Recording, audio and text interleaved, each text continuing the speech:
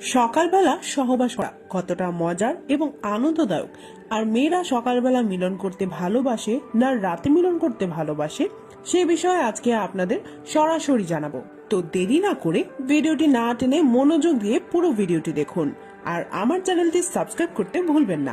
বলা হয় মর্নিং সহবাস মানে মন ভালো করা সকাল।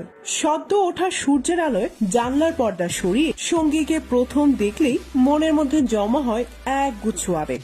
তখন সঙ্গীকে কাছে পেলে তাকে আদর করলে দিন শুরু হয় ভরপুর এনার্জি নিয়ে, সারাটা দিন ভালো কাটে।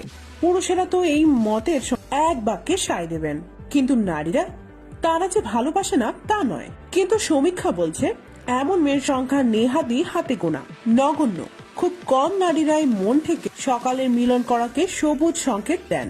বেশিরভাগই এসব পছন্দ করেন না। একটি বিদেশি অনলাইন পোর্টাল সমীক্ষা করে এই রিপোর্ট দিয়েছে। প্রায় 1000 মানুষকে নিয়ে হয়েছিল এই সমীক্ষা। এর মধ্যে 56% অংশগ্রহণকারী ছিলেন মহিলা, বাকি 43% ছিল পুরুষ। নারীরা বেশিরভাগই বলেছেন তারা কখনো মর্নিং সহবাস করেননি। 63% নারী স্বীকার করেছেন এই কথা। এদিকে পুরুষের ভোট কিন্তু এক্ষেত্রে খুব কম, মাত্র 37% পুরুষ মর্নিং সহবাস করেননি। তাদের একটাই বক্তব্য, এতে শুধু সময় নষ্ট হয়। কিন্তু নারীদের কাছে রয়েছে একাধিক যুক্তি। প্রায় 50.7% নারীরা মুডে থাকেন না। 35.6% নারীর কাছে মর্নিং সহবাস মানে সময় নষ্ট, আর 32.9% মনে করেন সকালে তাদের যৌন মিলনের এনার্জি থাকে না। আর যারা বিষয়টি উপভোগ করেন তাদের মতে এই সময় সবচেয়ে ভালো সঙ্গম হয়, তার আমেজই আলাদা। ভাষায় তা বর্ণনা করা যায় না। প্রায় 51% পুরুষের এটাই মত, কিন্তু মতের 20% মহিলা এই মতকে সমর্থন করেছেন। নিত্য তারা মর্নিং সহবাস করেন বলেও জানিয়েছেন। এর অনুভূতি একেবারে আলাদা বলে মত তাদের।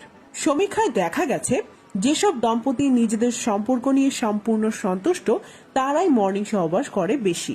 তুলনায় যাদের সম্পর্কে মিষ্টির থেকে টক ভাবটা বেশি তারা এসব খুব একটা পছন্দ করে না।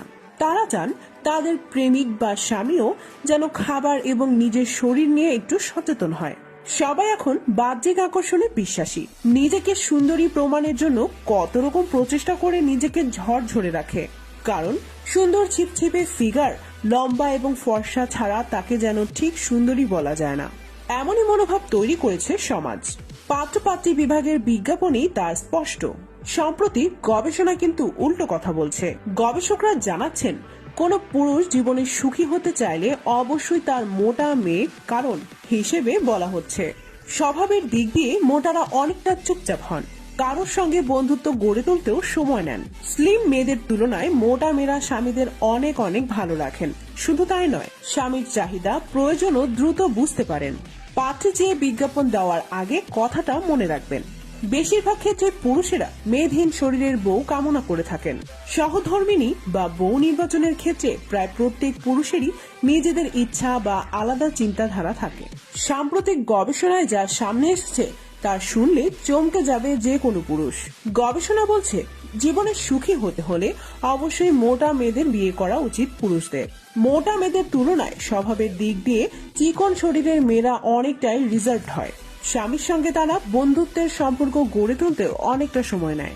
গবেষকরা জানিয়েছেন চিকন স্ত্রীর তুলনায় তাদের স্বামীদের 10 গুণ বেশি সুখে রাখেন মোটা স্ত্রীরা। এছাড়াও তাদের সঙ্গীর চাহিদাও তারা অনেক বেশি ভালো বোঝেন।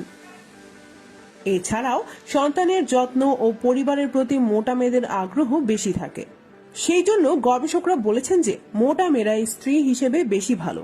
বিয়ের আগে যে বিষয়গুলো জানা জরুরি: বিয়ে সামাজিক ও শরীয়তসম্মত বন্ধুত্ব, মানুষের চরিত্রকে সুন্দর ও নিরাপদ রাখতে, অবৈধ দৃষ্টি থেকে চোখকে হেফাজত করতে এবং লজ্জাস্থানের নিরাপত্তা ও সংরক্ষণে বিয়ের গুরুত্ব অপরিসীম।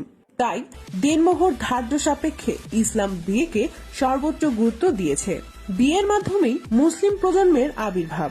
বিয়ের মাধ্যমে অর্জিত হয় মনের শান্তি, হৃদয়ের স্থিরতা, চরিত্রের পবিত্রতা ও জীবনের পরম সুখের ঠিকানা।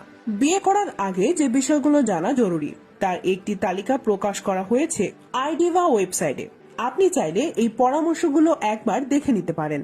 সে কতটা প্রতিশ্রুতিবদ্ধ। বিয়ের আগে ভালো করে খেয়াল করুন সে কতটা প্রতিশ্রুতিবদ্ধ। এই বিষয়ে কোনো দ্বিধা থাকলে বিয়ে না করাটাই ভালো। তো বন্ধুরা, আজকের ভিডিও এই পর্যন্ত। সবাই ভালো থাকবেন।